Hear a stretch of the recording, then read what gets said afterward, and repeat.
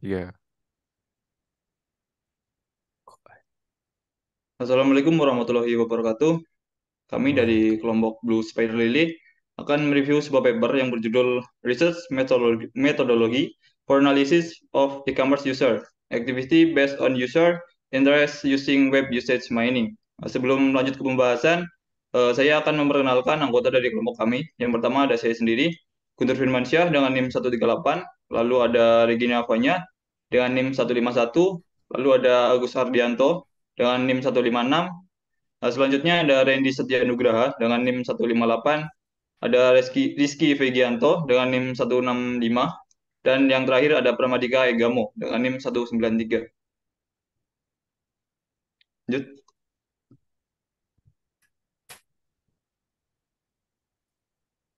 Baik, yang pertama di sini ada pendahuluan, analisis aktivitas pengguna di suatu web e-commerce. Latar belakangnya, hal ini didasari banyaknya informasi yang diterima secara berlebihan, namun berbanding terbalik dengan pemanfaatan informasi tersebut. Faktor peningkatan informasi dipengaruhi oleh semakin meningkatnya pengguna e-commerce. Maksud dan tujuannya yaitu untuk melakukan analisis pengguna dengan menggunakan data klik, clickstream, dan teknik web usage mining untuk mengidentifikasi pola tertentu dalam perilaku pengguna. Selanjutnya akan dijelaskan oleh rekan saya. Oke, yang ketiga itu adalah analisis. Jadi, di penelitian ini dilakukan analisis terhadap penggunaan informasi pengguna berdasarkan data clickstream untuk melakukan tertentu menggunakan teknik WEM atau Web Usage Mining.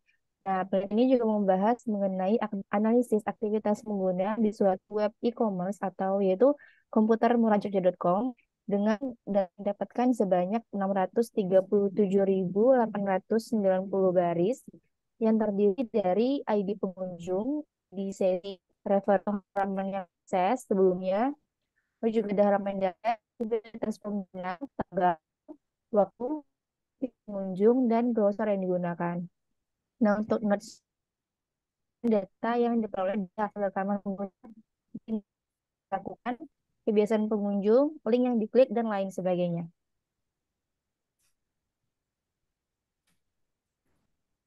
Untuk metodologinya di sini digunakan metode PIE atau Page Interest Estimation.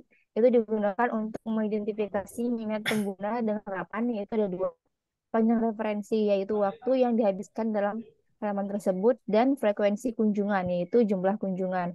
Dapat dilihat dari gambar tabel di gambar diagram di samping ini ada yang pertama itu data collection.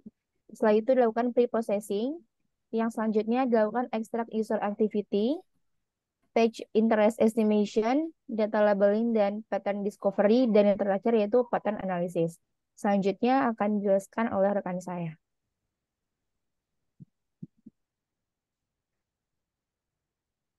Ya, yakni teknik yang digunakan pada web using mining. Ada juga itu yang digunakan clustering berbasis kepadatan dan klasifikasi dengan SFM, SVM. Namun pada penelitian ini menggunakan clustering berbasis kepadatan karena dapat mendeteksi keberadaan outlier untuk mengetahui hasil clustering terbaik untuk menggunakan trial and error dengan metode K-mean and clustering berbasis kepadatan melalui algoritma McDesty Best Cluster. Ada juga clustering itu adalah salah satu metode dalam analisis cluster apa cluster yang bertujuan untuk mengelompokkan data berdasarkan kepadatan atau kerapatan titik data di dalam ruangan. Fitur konsep utama dalam clustering berbasis kepadatan adalah bahwa clustering tidak selalu memiliki bentuk geometri yang teratur dan clustering dapat ditemukan berdasarkan seberapa dekat titik data satu sama lain. Klasifikasi SFM adalah suatu metode dalam machine learning yang digunakan untuk memisahkan dua kelas atau lebih dari data. Inti dari SFM ini adalah mencari hyperplane atau bidang pemisah yang memaksimalkan margin antara dua kelas. SVM memiliki banyak keunggulan seperti kemampuan menangani data yang tidak linear, keadaan dalam mengatasi overfitting atau teknik beradaptasi dengan data pelatihan dan juga kecocokan yang baik untuk untuk data dengan dimensi tinggi. Selanjutnya akan diadakan oleh teman saya.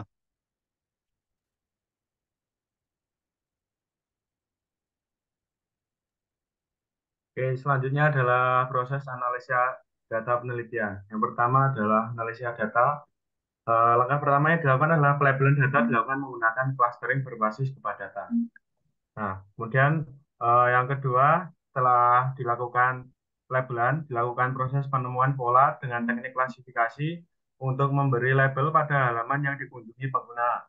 Apakah tertarik atau tidak tertarik menggunakan algoritma SVM. Yang ketiga adalah optimasi. Optimasi juga dilakukan pada tahap pelatihan SVM menggunakan sequential minimal optimasi atau SMO yang cara kerjanya menggunakan sebagian kecil data dalam satu waktu. Keempat adalah penelitian ini juga melakukan perhitungan akurasi algoritma SMO menggunakan K-fold cross validation.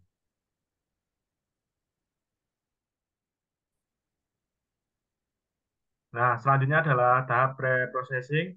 Eh, pada tahap ini yaitu dilakukan yang pertama adalah pembersihan terhadap data yang tidak diperlukan, kemudian mengidentifikasi halaman mana saja yang diakses oleh pengunjung pada kategori komputer dan gadget.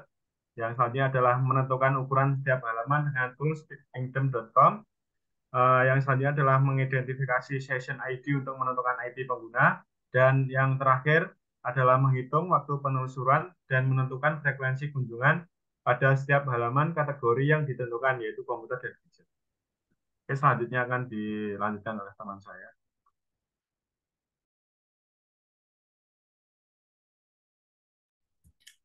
Oke, di sini penelitian melakukan beberapa eksperimen. Jadi setelah dilakukan proses pra-pemrosesan, didapat sejumlah data yang diperoleh, yaitu di sini ada alamat IP, ukuran halaman, waktu, browsing, dan frekuensi.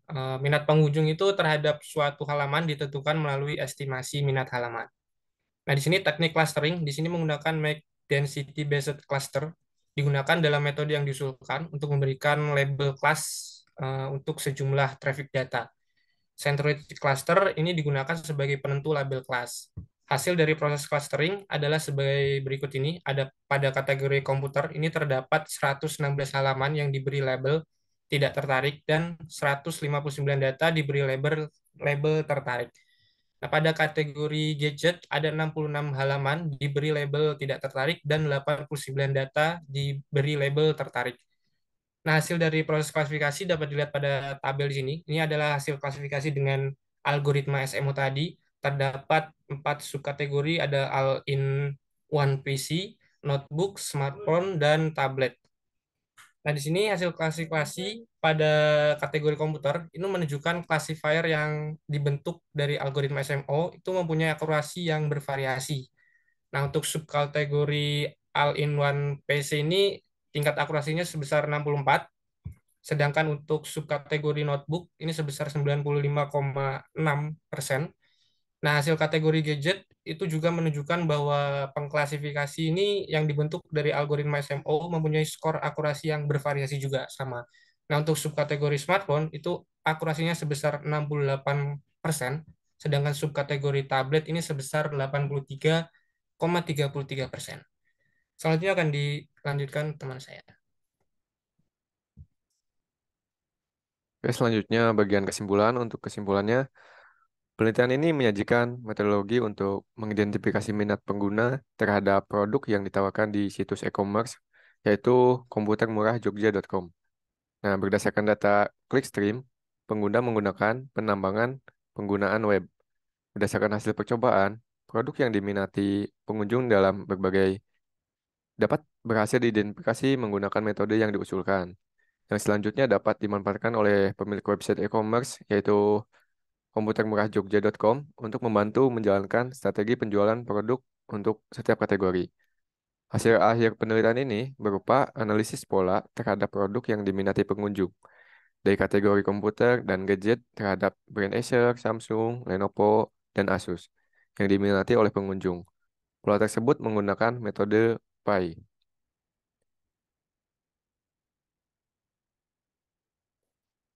Oke, seperti itu presentasi dari kelompok Blue Spider Lily. Terima kasih. Assalamualaikum warahmatullahi wabarakatuh.